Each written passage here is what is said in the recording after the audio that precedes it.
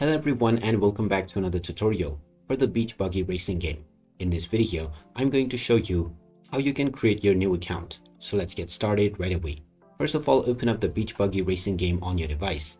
And if you're launching for the first time, you will first need to confirm your age. Tap on the yes button to confirm that you are older than 16 years, and then tap on OK to agree with the terms and conditions. Now you can tap on the play button to begin your very first tutorial race. You can choose between tilt or the touch steering mode.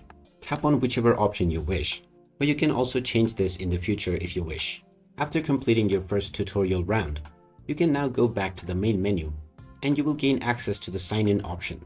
You can tap on this to sign in using your Google Play Games account, and if you're already logged in, it will automatically be detected.